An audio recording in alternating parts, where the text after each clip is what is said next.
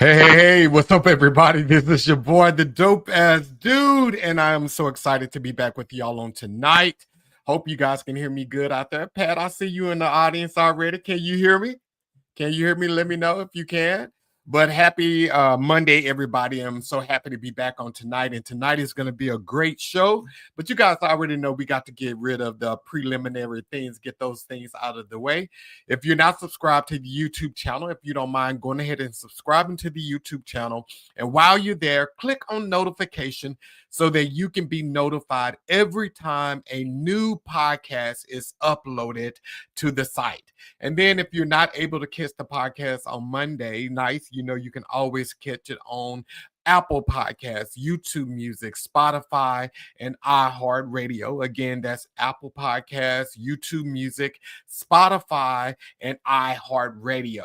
And then, you can always watch it live every Monday. You can watch it live on Facebook, X, YouTube, and LinkedIn. Again, that's Facebook, LinkedIn, X, and YouTube. You can catch it on those platforms. And then if you are not following me on Instagram and TikTok, if you don't mind, go ahead and follow me on all of those platforms, both Instagram and TikTok. I can be followed at the Dope Ass Dude Podcast. And then lastly, we'll go ahead and get Jamal's info out.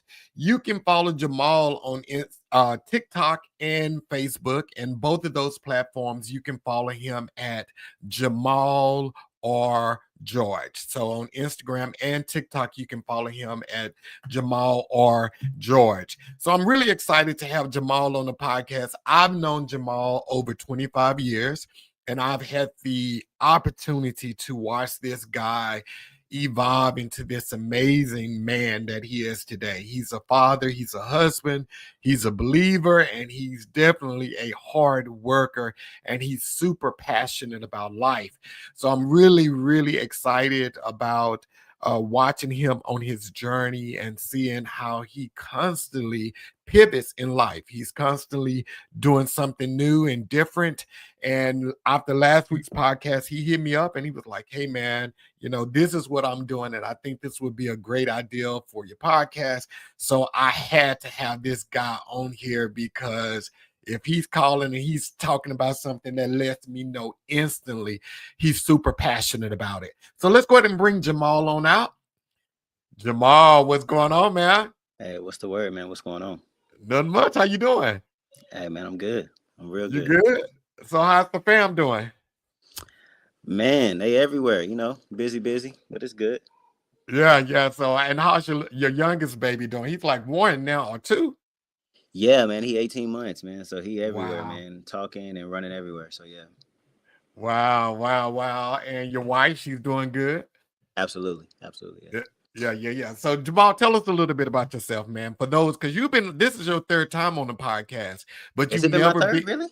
Yeah, remember you was on here with 3 other guys. Oh, yeah. And then you was on here with Kashif. It was just you and him. And now this is your first time on here by yourself. So the spotlight is on you, bro. So, so tell us about yourself, man. Tell us a little bit about you. Just kind of piggyback what you said. I mean, dad, husband. I'm a social worker by trade. That's what I do.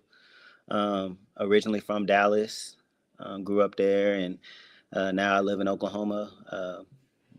Been here since I went to college and fell in love with the city, and so now I'm an Oklahoman. So yeah. So do you think you'll ever move back to Texas? Absolutely not. Why not? Man, y'all not the same no more. It's not the same. It's not the same Dallas and Texas that I'm used to from 2011, man. So what done changed so bad? What has changed? Y'all basically Californians now, man. I don't know what y'all ain't even the same no more, man. Whatever, man. You just done got up there with them country folks in Oklahoma, and now you done betrayed us. Y'all done got bougie, man. I'm just trying to stay out the way, man. So Jamal, let's go ahead and dive on into it. So I know you are a social worker, exactly, for everybody, and including me. What is a social worker? So a social worker is essentially like a family advocate. So someone who is able to, give you resources and different things to, essentially remove barriers that you may be going through in your life, whether that be financial, whether that be housing, whether that be um, certain classes, or whatever the case, to be able to stabilize the home that you're in. So. Yeah. So how did you know that was your calling in life? How did you, well, one of the callings in your life, how did you know this is the direction you're supposed to go into? To be honest, it really wasn't my original calling. I feel like I really wanted to be a marriage and family therapist, and I was like, okay, I'm gonna go this way and I'm gonna help these marriages out and all this stuff. And then I got married and I'm like, nah, I don't want to do that, because everybody's relationship is different and it's not a one trick pony. And then, as far as with the social work, I kind of stumbled upon it, working with people who have drug addiction, and came from households that, um, that had drug addiction as well, being second generation of that. And so I was a counselor for that, for drug addiction, and then kind of got looped into the social work part of things, being able to help them, um, as far as, the ones I worked with, are obviously addicted and, have gone homeless, and family has kind of vacated them, so they're kind of ridded of resources. So they're just kind of there. And so, just really, just like I said before, being an advocate for them and helping them get back on their feet, and giving them things that they may have not, possibly had their whole life, as somebody to kind of root for them and be able to see them through that whole process, getting back on their feet. Yeah, so let me ask you this here. So when someone, because you say you help drug addicts and so forth. So is there a lot of instances where people's family just like don't deal with them anymore? Yeah, man. I would say the vast majority of them, to be honest, because you got families that have, you know, drained a lot of money and resources into that family member. And then, with addiction, I'm sure you've probably seen before, but, it's a lifelong thing. And so when they keep going back to it, and then they put them back in rehab and then they relapse again. And it's just, family members get to a point where they just kind of, they wipe their hands of it, and they're just like, this is just going to be what it's going to be, and I'm not saying that that's necessarily wrong, but I think it's just certain people's paths. And, um, when it comes to addiction and things like that, it just takes a lot of support and it takes a lot of patience, because they're not in control of their life and their and things at that point. So. So in your experience, what advice do you give to people who are, well, the family members? What advice do you give to family members who have other family members that are addicts? I would just say to be able to have those tough conversations. I think that the reason um, a lot of those conversations may be combative is because somebody just doesn't wake up and they're a drug addict, right? There's a lot of things that have to happen, and a lot of things have to essentially go wrong for them to go that route. So a lot of family members don't want to have that conversation, and maybe traumas that they were a part of, that they don't want to accept, and I think it's being patient. It's being, let's have honest conversation, and like, let's really get them the help that they, need, because it may look different for each person. So. Yeah. So so with people, because it's always hard to understand someone else's issue if you've never walked in those shoes. And I love how you said they have to be patient with it. And how is it when we look at people with addictions, if you've never been in, we think it's so easy to just say, oh, you need to let that go. You can get over that. You can get over that. And that can be frustrating when you're watching your loved one. It seems as though they are sabotaging their future and their life. So with that being said, so how can, or what advice do you give someone to not be so judgmental when it comes to people that are addicted, because it's natural, and it's not so much that we're trying to pass judgment, looking down on them. But like I said, if you've never walked in those shoes, you don't understand the struggle of coming out. So what advice do you give? You know, it's a phrase that I used when I first got into drug addiction counseling. Um, I just kind of like you, I don't have any experience with it, and I have no idea. But a lot of my first sessions were kind of like, like, man, just stop doing it, stop doing the dope. Like just making it simple and plain as that. And I was wrong, and I had to be educated myself to understand it from their perspective. But yeah, the quote I used was, "Hey, I'm counseling you, but you're teaching me." Right? Like, I'm a counselor, but I'm not a professional in drug use. I'm not a professional in the life that you're living. So we're gonna work together and collaboratively, because that's the only way. And so, yeah, just kind of understanding that I'm not a that I can't tell you how to feel. And obviously, if it was that easy, there would be no drug addiction, right? Because at some point, every drug addict, they don't want to be one, right? I'm just saying, like, at this, it's something that they have to have, that they feel like they have to function. So yeah, just being, just the patience that I just mentioned, and then the non-judgmental, that's a big one, because you know they have dealt with a lifetime of judgment, um, and shame, really. Shame is a big part of it as well. So Nice. So what is one of the biggest lessons or greatest lessons you've learned from working with an addict man, about yourself? What is one thing you learned about you? it taught me, I'll be honest, man, it taught me humility, man, because it taught me that no one is too far from being on the other side of the desk, right? um, Everyone's different, and everyone has different vices and things like that. But yeah, that I'm not any different from this person, right? We just so that addiction can happen to anybody, and a lot of people are dealing with addiction in isolation, and they're not telling anyone, and they're just being able to function with it. But they're not having that support. But yeah, that it can happen to anyone. Seriously. Wow. So, okay. So I know well, before we get to what you're doing now, you've worked in different areas of social work. So outside of addicts and what you do right now, what are some other areas that you've targeted or that you've worked with people? Okay. Yeah. So when it comes to like the drug addiction, I did that about like 3 or 4 years ago. What I'm doing now, I'm a social worker for a Native American tribe out here, a pretty big one.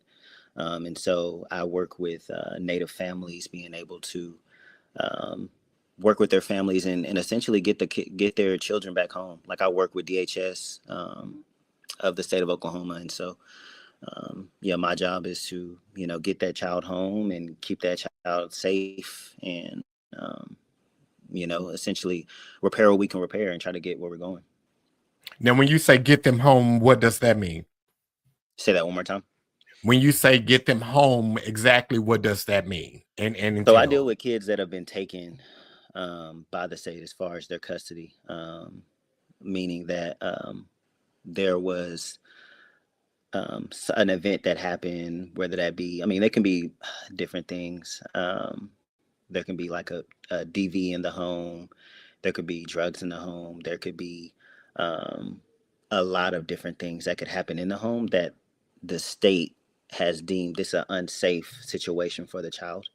And so what the state does is they take them into custody, which is they put them in a foster home, which is just a temporary home until they can possibly go back home. And so I work with kids that are, in that situation where they aren't in their current home. So I've heard that once a kid they go into the system, it's kind of difficult to get them out of it. Is that true? Um, yeah, I mean, it definitely, I will say the system definitely has its imperfections. And I mean, I really do think it depends on age, if I'm being honest. We typically see infants, children under 2, children under 3.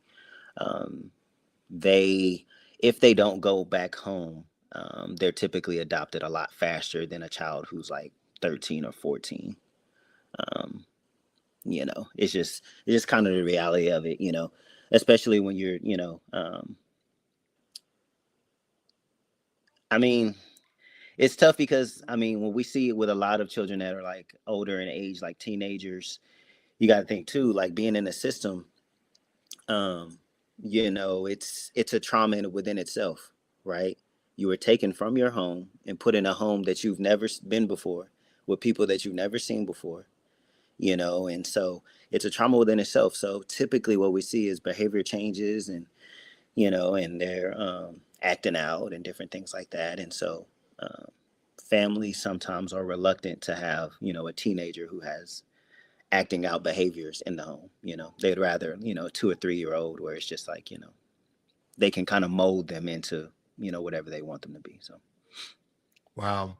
Wow. So, in like as a social worker, someone who goes into homes or, deal get kids back into the home, what type of emotional how does that impact you emotionally? And how do um you maintain your sanity? Because you yeah, have 3 boys you have to come home to, and you got to be good. You have to dust that off before you get home. yeah. So how does that impact you? I really think it's, doing this for a while now. I've been doing this over 5 years now.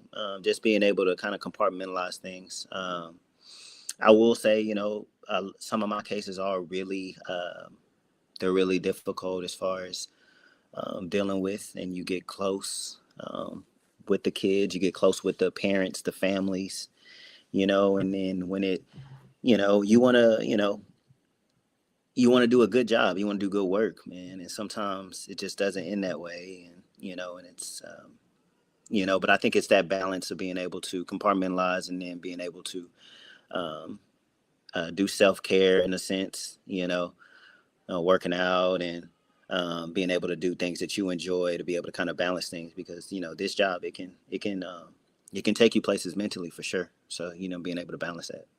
Yeah. So Marion said, I work in mental health field, and sometimes we deal with patients, drug addictions, and I have learned that most times there is a lack of true knowledge, understanding, and patience of the disease. And I think that's what people have to realize. It's a disease. It's a disease. And we base our opinions and actions off stigmas and stereotypes. So educating families it's super important. What do you think about that? No, I think it's vital, man. I think most families are kind of operating in misinformation, if I'm being honest. And so um, kind of going back to that shame, um, I don't think when it comes to drug addiction that you can shame them into sobriety. you know it has to be something where they feel supported and they feel that they're able to fail, because sometimes they will, and you got to help them get back up on the bike and let's try it again. And just going back to that patience thing. But no, the stigmas are, they've always been there, and I think they, unfortunately they probably always will be, but we can always chip away by giving them that information and educating them. And I try to do that whenever I can. Because just like when I told you I first got into the field, and they were, it's just kind of one of those, like, it's like, just stop doing it. Stop doing the dope, stop doing this. Oh, it's affecting your kids, like, stop doing it. And it's like, if they could, they would. What I'm saying, like, it takes more than that. Yeah. So let me ask you this here. So you said earlier, some of the kids and they dealt with trauma. What type of trauma do you find most common happening with kids that you're placing back into the home? um what I typically deal with is a lot of DV, a lot of mom and dad fighting and that type of stuff, um, and obviously drugs. That's a big one. Parents doing drugs in front of the kids, and that type of stuff. But yeah, those are the two big ones that we run into. Insane neglect, but that kind of goes along with the drug use. But yeah, the kids just not being watched and things like that and cared for. So. Okay. So mental health, and I think that's something that we hear a lot. We hear the word mental health, everyone, we have mental health month. To you, what does mental health mean? Um, that's a good question. Um, Mental health to me, man, it means, I think it means safety and honesty, in a sense of we all go through different things mentally, and we all have different thoughts, and we all have different perspectives on things that how we navigate life. But when we don't have a space to be honest about those feelings, I feel like that's when, um, mental health really becomes negative and it ramps up things like that. But yeah, um, and that kind of goes back to that trauma as well. I think we all have kind of experienced something to a degree of, trauma, whether that be mild or severe. We all have triggers, and so being able to acknowledge those things and be like, and be able to tell people, or friends, family, whatever the case, loved ones, that hey, I'm not okay. Hey, I haven't been feeling okay. I've just been kind of functioning throughout this life, but I'm not okay. And having those conversations, it builds that safety. It builds that strength back up to be able to, navigate those things. So yeah, I would say, yeah, safety and honesty. So do you think the safe space and the safety is getting better as time goes on? And the reason I say that is because I think like with your generation, millennials and um Gen Zers and all of those, it seems as though, especially with the guys, the men, you guys have no issue articulating how you feel. Do you think a safe space is being felt more now with as time goes on, or do you think that is still like if a man is in a relationship, he doesn't feel safe with his wife or his girlfriend to share his true thoughts? Do you think they still struggle with that, or do you think it's getting better? Um, I mean, I would say it's getting better. I would say it's minimal though, but it's getting better though. I mean, just even from my personal experience, being able to, I still have friends from high school that we hang out and different things like that, and to see that how willing they are to be transparent about their feelings, about their relationships they may be in, about just life in general. It's just very interesting, and it's really refreshing because these same friends that I had back in high school, we would never talk about those things. They were really taboo.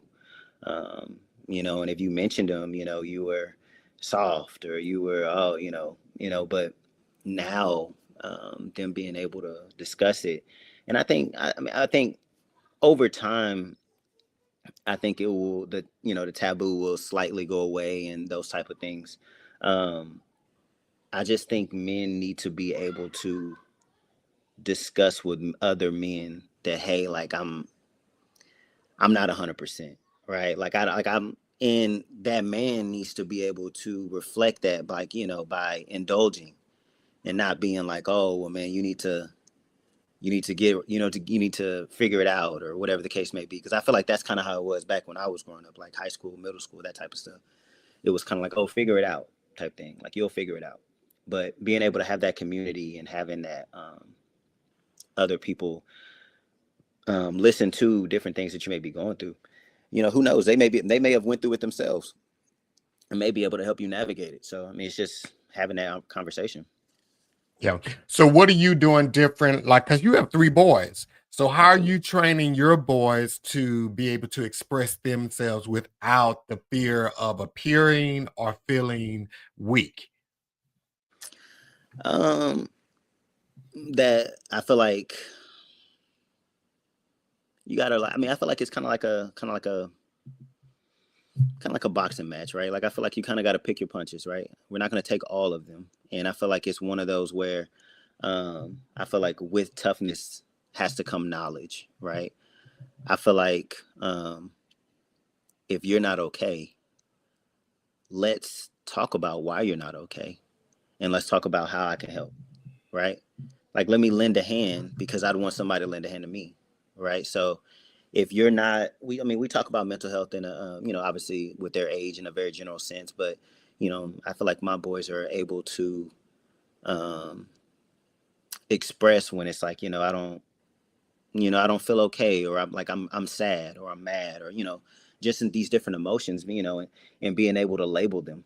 I feel like that's the biggest thing because I feel like when I was growing up, we never were able to put a label to it. We just didn't feel okay, right? or you were sad, but you didn't know why you were sad, and you just kind of would just truck along.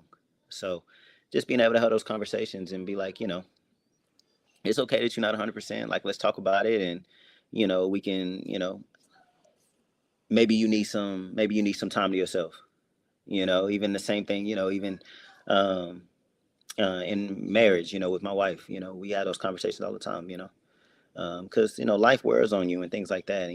And I'm not okay, or she not okay. We have those constant conversations where it's like, all right, well, what can I do for you? Or what can I do to make this easier? What can I, and just that support, man. You got to have that.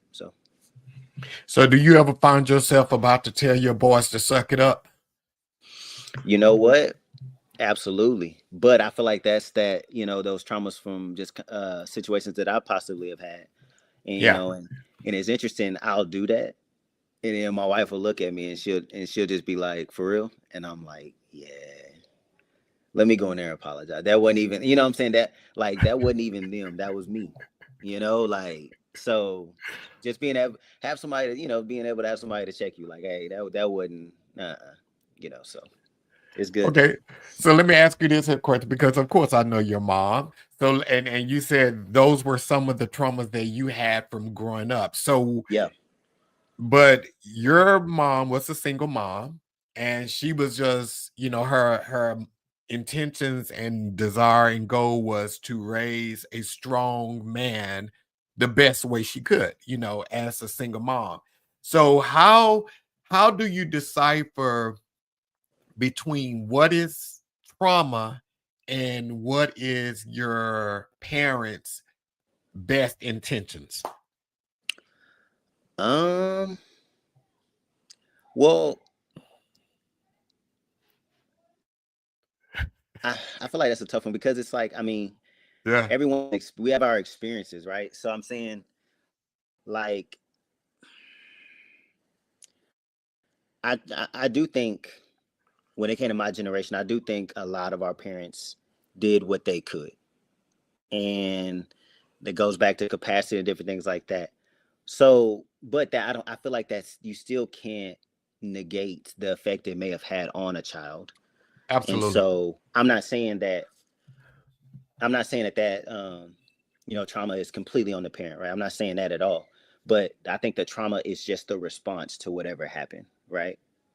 So, I mean, I feel like that's a tough one because I mean, I in a lot of senses don't think that it's viewed negative on the parent. It's just kind of how the child responded to it or how they viewed it at the time or whatever. So Yeah. And the only reason I ask that question is because, when we grow up and you hear conversations, people, they say, oh, well, I had a lot of trauma in my childhood. This could be a man or a woman. And they say, I had a lot of trauma in my childhood. And instantly we blame the parent.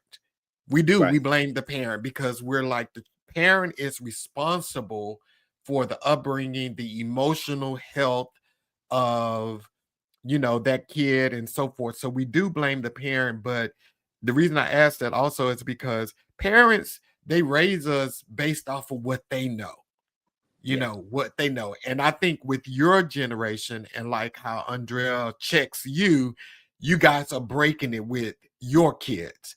Hmm. You're breaking it. You're a little bit more understanding that maybe I could say it differently that doesn't damage him or make him feel a little bit less about himself. And I just, when I hear people say, yeah, well, I had a very traumatic childhood and everything, I always wonder what part of that was their parents thinking they're doing a good job.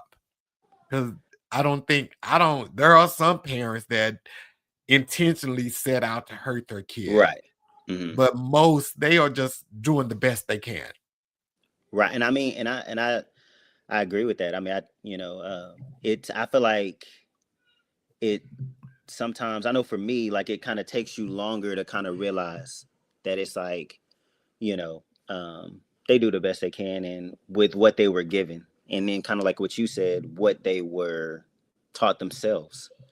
Right. But so I want to give you a question, piggybacking off of that though. So when it comes to trauma though, do you feel like some use it as a crutch not to change? Yeah, I do. I do think that some use trauma or the word trauma, because some people who say they have trauma, they don't have trauma. They just bad people, and they use that to negate or justify their actions. I do believe that. But trauma, okay, so wait a minute, just ask me one more time what the question is, because I want to make sure I get it right. Okay. So, do you think that people use their traumas or events that they've gone through as a crutch to not change behavior? Absolutely. Yeah, and we talked about this last week with Coach Janine. At some point in your life, when you become an adult, you can no longer blame your parents for how you are as a person. I agree. Now, let me just put this in here though. It's if you were molested or raped, we're not talking about those things because those things are out of your control. You're not responsible for that. But if it's different behaviors that you have, once you get grown, you can't blame your parents for that stuff no more. You have to put in the work yourself to become better for you. And those people that are um holding on and using trauma as a way to justify how their behaviors are, those are people who are just they're set where they are. They're not ready to make a change. They're not tired of themselves being in that situation, so they're continuously repeating it. But once you get older, like, you should want to break that trauma. You should want Right. to get rid of it. And whether that's with therapy, Mm-hmm. books, whatever you got to do. Once you get tired of being tired, you're going to Mm-hmm. get up and do something. Yeah. What about No, you? I Do you totally. think people hide behind it? I mean, I think it's definitely possible. I think they do it at times. I do think um, sometimes we undermine how powerful and strong traumas can be.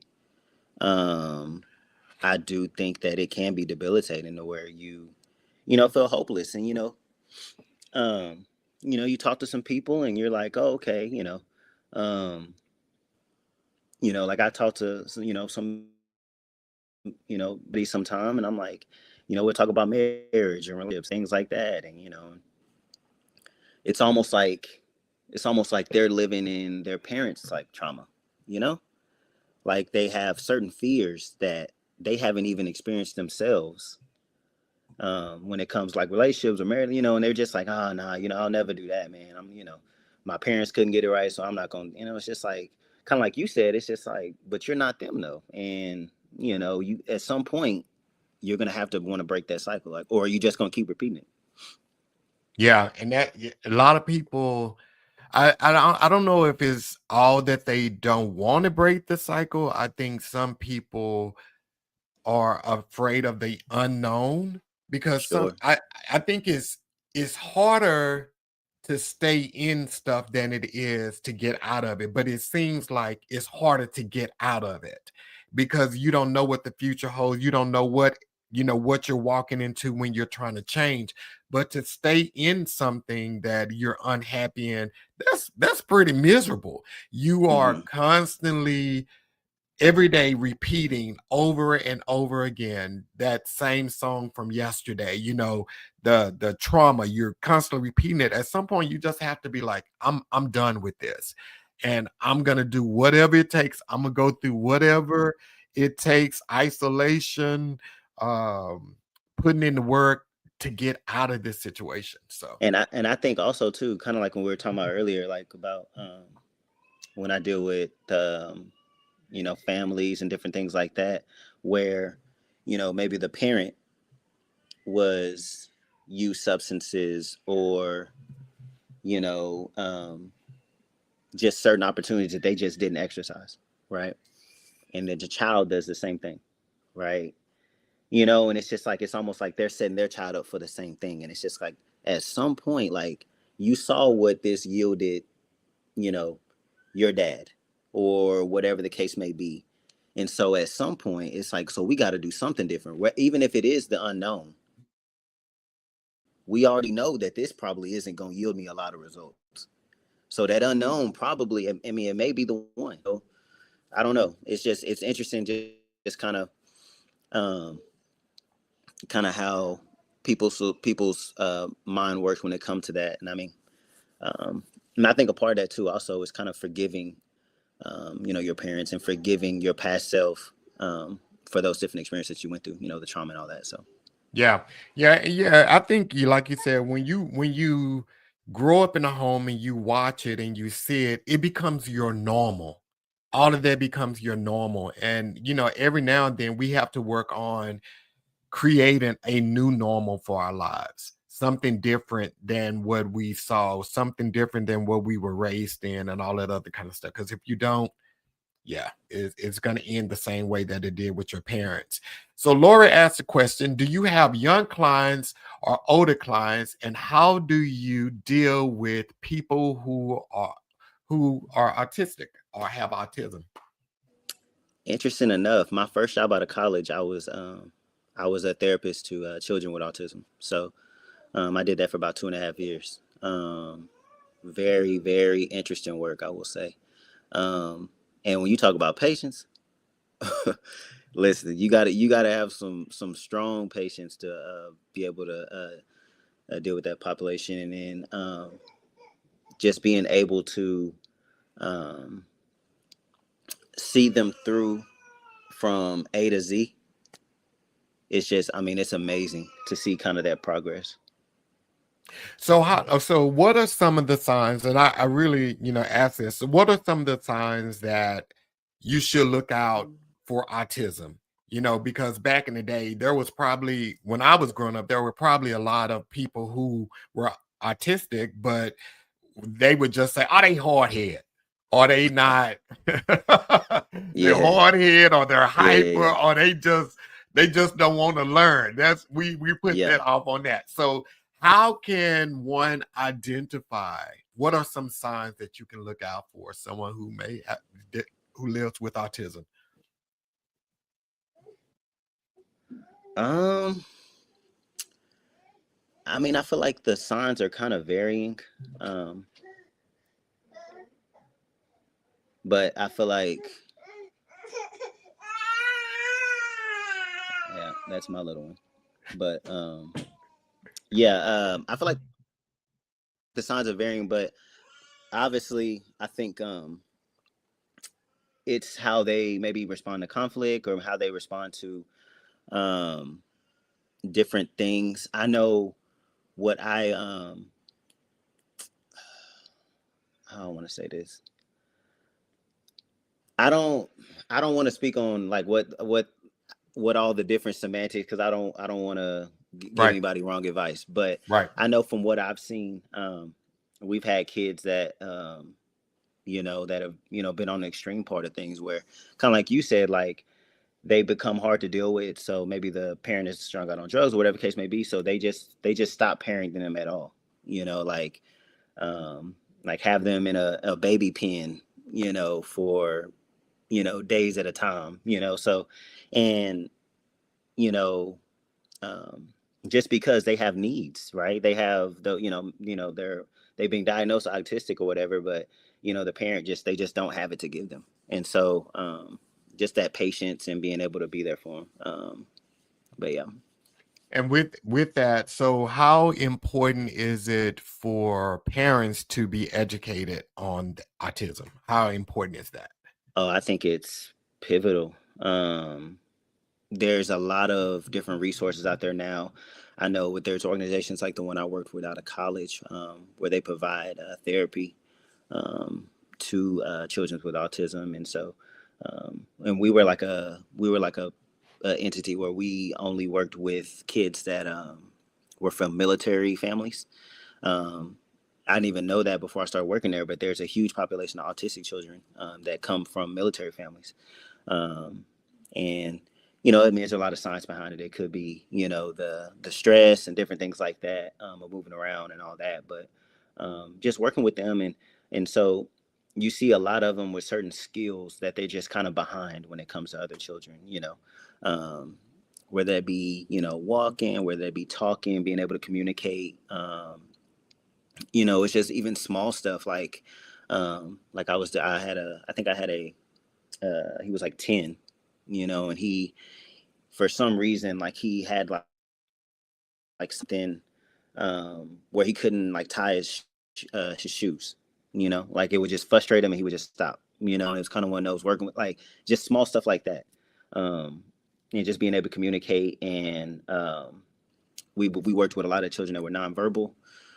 So being able to kind of work those muscles and being able to kind of get them to eventually speak, whether it be small words or sentences. I mean, it's just a marathon, man. Just those skills that we kind of take for granted in children. So.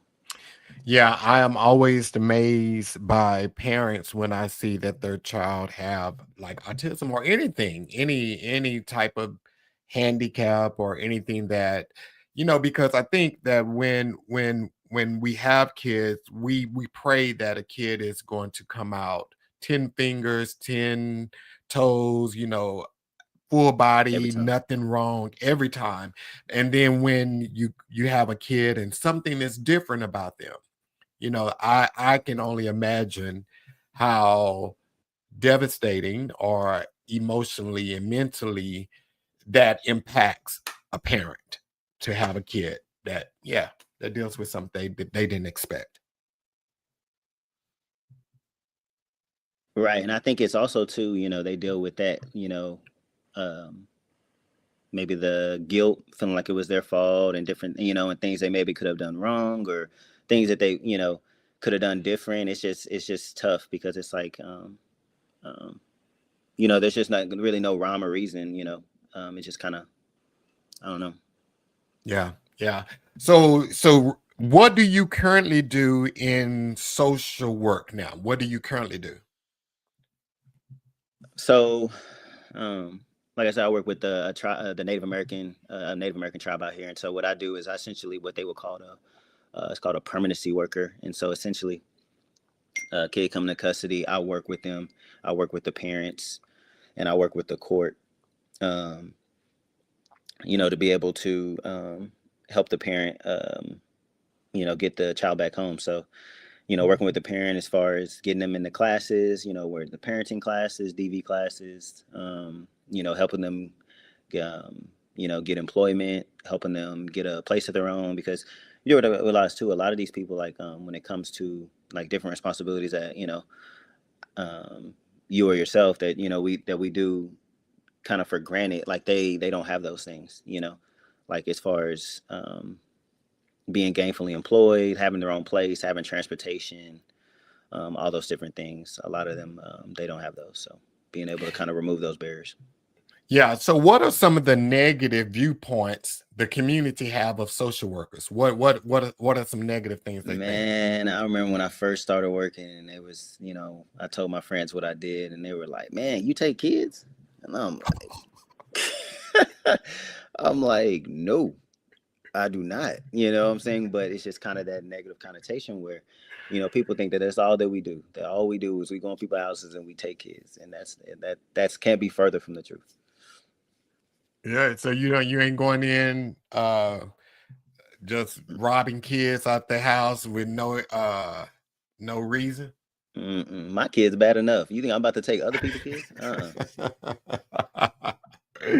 Okay, so that's what people honestly think about social workers is that y'all just go in people's house and take kids. That we take kids, man. And so like they think um I've even had people that I've had, cases with, and they'd be like, "Oh man, you just took my kid because y'all get a bonus for taking kids." And I'm Do just like, uh, do y'all get uh, bonuses? brother, no, sir. Okay, I'm just I making mean, no, no, sure. no, no, no, no. No, that I mean, that would, I mean, at that point, I mean, we looking at legal issue. I mean, that's completely illegal. But but yeah, I mean, I think it's just kind of the misinformation.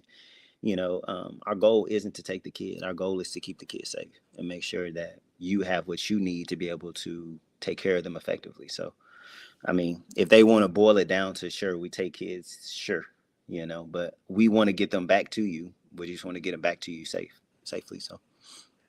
Okay, so got a good question here. Do you find that the ratio of children versus the number of social workers causes children to even get neglected within the system? Really good question. I will. There are children that, I mean, especially doing this for years. I mean, you see children that kind of fall through the cracks, right?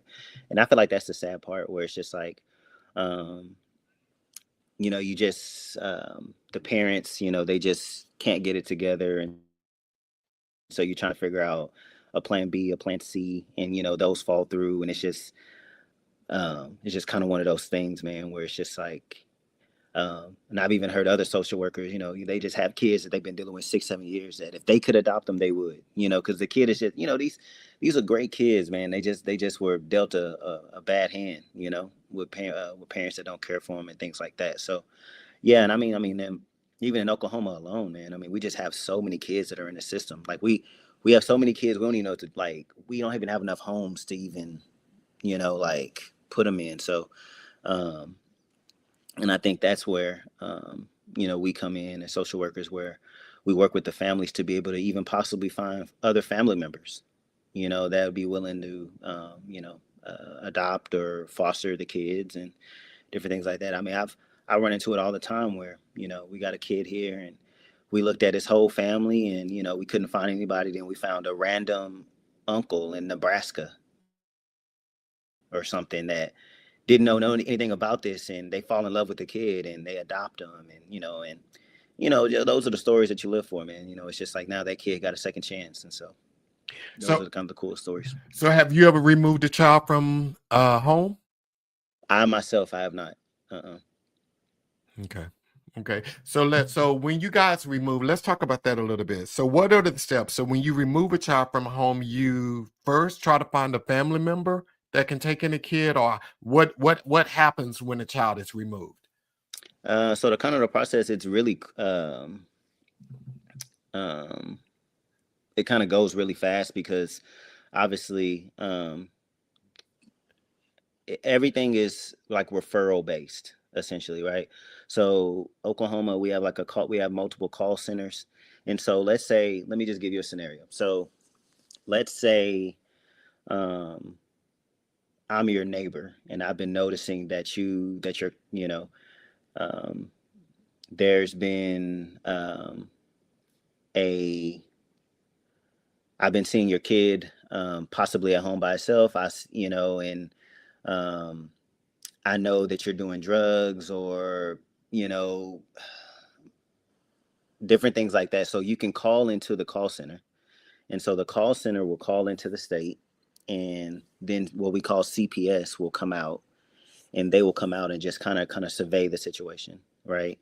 Um, when they survey the situation, they can kind of do one or two things. They can either give you kind of 30 days to kind of fix whatever the issue is, if they feel like it's something that's salvageable within 30 days, or they can remove the kid because the situation is just that severe. And so once that happens, yes, they look for family members. They they see if any of them can take them. If they can't, then they would have to put them in a foster home, which is any home that's available within the foster care network. And so that's kind of when things start. Wow. Wow, yeah, my sister works for CPS. She works for CPS, and part of her job is she will remove a child Yeah. from a home. She Hmm. removes a child from home, and that, I know for her, it's always hard on her, because she's a mom, so Hmm. she gets the challenges that comes with being, removing a kid. So, okay. Wow. So they will reach out to family members to see if a family member can take the kid in. Absolutely, because you got to think about that. That's much easier for them than find a foster home, which we really have. There, we don't have a lot of them, so it's kind of like if you have a family member or uncle, that can take them, or an aunt or a cousin, we would much more prefer that. So, Yeah. Okay. So Darnell says, what's the difference between your line of work and CPS? so I'm the next step after CPS. So I'm what they call permanency. So CPS, kind of like we said, they're the entity that removes children and kind of gets things started as far as the case. So I'm permanency, so I'd be the next step. So once it becomes a full blown case and they go to court and do all those type of things, then they're assigned to me. And so once they're assigned to me, that's when the parent the parent they start working a plan, which is called an ISP. An ISP is essentially a plan to get your kid back in the home with you. So these are barriers that you need to remove and work on for that kid to be safe in your home. And so that's what they're working on with me and DHS. So we're kind of tag teaming and making sure they have what they need. So yeah. Nice, nice.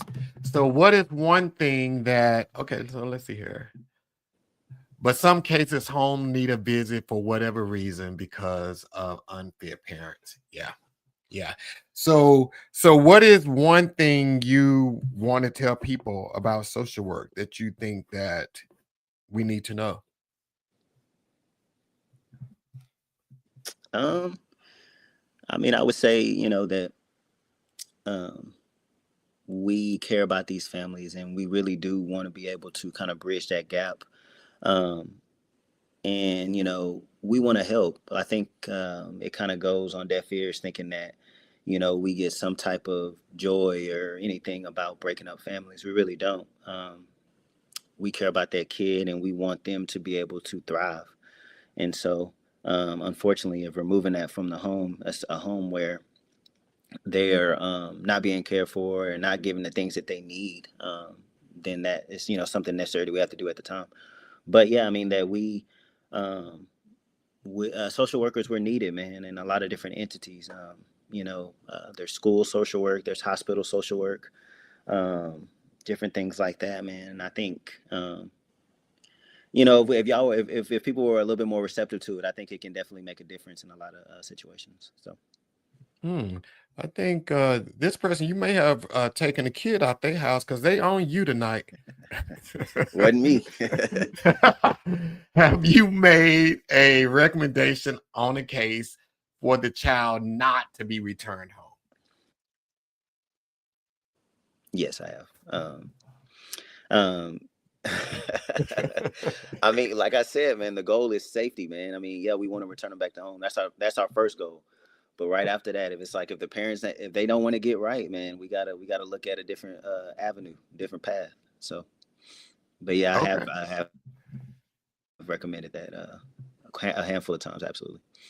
Okay, so we got another question here for you. The question's rolling in for you, Jamal. I think they don't trust the way you look. So, how do you handle false allegations? Like, so yeah, how do you handle false allegations? So the first thing I tell my parents when I'm dealing with them, and I was like, hey, I cannot help you if you are not completely honest with me. You know, I deal with the court system. I deal with the state. So they're an imperfect situation, and they don't always get it right. So for me, if I'm advocating for you, I don't want to look like a fool if you're not being honest with me. So, um, you advocate and implore, those parents to be as honest as with them as you can, and so you handle it, I mean, you're dealing with another adult, right? So I mean, if they don't want to tell you, then you're just not going to know, so I mean, you just do it as best you can and you just put your head down and you give them what they can and work. So I mean, if it's not true, then I mean, you kind of deal with that when it happens. But Yeah. So Laura is she's a nurse down in Houston, and she said a lot of changes, even in a hospital setting. Anyone can report neglect, yeah. abuse, or get social worker involved. Yeah. Yeah, and Wow. I think that's the part that kind of scares a lot of people too, because I know with Oklahoma, um, we're a state where if you see child abuse, if you see anything of that nature, you're required to call. You know, not all states are required to do that, but Oklahoma is one of those states. And so, as you can imagine, if that's the requirement, there's a lot of child abuse calls that we get, and some aren't. child abuse, but that person may have perceived it as that way. And so, a lot of those get screened out and different things like that. But I mean, it just makes for a lot of legwork for social workers and the state itself. So what is considered abuse? Because what you just said, someone, if they deem it's abuse, they can report it, but to you, it just may be regular discipline of your kid. So Correct. what is abuse? So abuse is any, I would say it's any, um, I guess, behavior that's used in excess, I would say. Right. So, I mean, I think when it comes to, um, like cultural things, right? Um, there's some, in minority households that, they believe in whoopings, right? Um, and as a mode of correction or punishment or the things, whatever that may be. But, um, having multiple lashes of, purple and blue and thin cuts on the back of your back, that isn't just a whooping, right? I mean, that's a call, right? So I think it's kind of that fine line of a parent taking it too far. Yeah, I would probably say it's just that kind of that access and just that next step where now that child is in danger, type of thing, and the situation isn't controlled. So Yeah. Wow. Yeah, that's a thin line, man. That is yeah, a very, very thin line because again, depending on how you choose to raise your kid, absolutely. all of that hitting your kid in the back and the chest and all this other kind of stuff, I don't agree with that. But the funny thing about it is now you see those type of things on TikTok where parents are disciplining their kids and people liking the video, and it's like, well, e- that's a thin line because the world, I don't Yeah, know, it's and I crazy. and it's tough because in a certain instance, right? Like obviously now we have, social media and it's booming and different things like that. But like, back when, it was middle school and elementary and different things like that. I mean, like we look back, it's like, would that be child abuse? Or, would it like teeter that line, because I mean, you know, now we get a lot of calls from, we get a lot of our calls are from teachers, you know, um, teachers calling in because a student came in with bruises or a student came in with whatever the case may be, and they're concerned, and so now we have to explore and do all these different things, and so it's just, I mean, I don't know, man, it gets crazy. Yeah. So, got another question for you. If a child has to be placed in foster care, how are the parents screened? Because some children are abused in foster care. In a general sense, yes. I haven't come across it, but yeah, I have heard stories within the office of, us having to close a foster home because that foster mom was, abusing her power and doing different things that she wasn't supposed to do, or foster dad or whatever the case may be. But yeah, I mean, foster care. I mean, that's another one. It's imperfect as well. There's a lot of stuff that happens that, um, with the system being so broad, it just kind of you miss it, you know. And so, unfortunately, sometimes that happens, and those kids are affected, man. And sometimes it's severe, man, because you got to realize too, they were taken from the home and put into a home where they do not know, and then these parents are putting hands on me, and I do not know them. So you can only imagine the trauma that creates. So Yeah. Wow. Wow. So, Jamal, I mean, we're at the end of our hour, man. This has been real good. Well, I'm going to ask Darnell, do he have any more questions for you? Because tonight the audience is not trusting you, Jamal, for whatever reason. I don't know what comes it with the is. territory. Oh, wait, we got another question for you. Do you know how the foster care parents are screened? Some do it for the money. Yes, some people are making a lot of money with foster care, foster homes. Do you know how they screened? I don't know. The process I do know is quite thorough.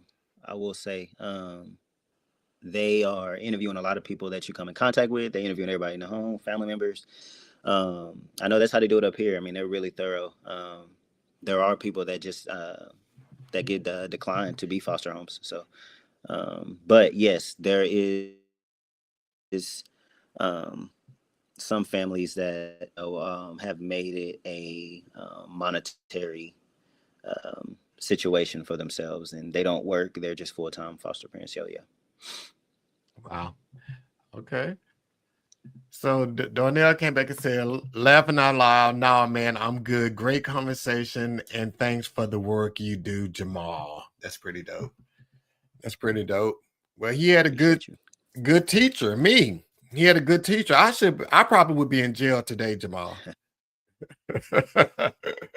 I would probably be in jail. Listen, that line is so slim, man. A lot of us, man. A lot of us, man. Yeah. So everybody, thank y'all for tuning in tonight. Go out, follow Jamal on TikTok and Instagram.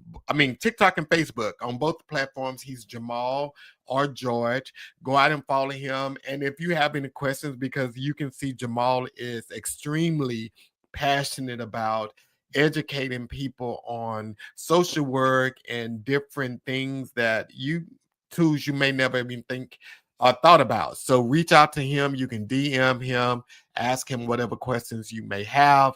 And we will see you guys next Monday night at 7 p.m. Central Standard Time. Jamal, thank you for coming on, brother. Absolutely. Appreciate you, bro. All right, then, everybody. Good night. Peace.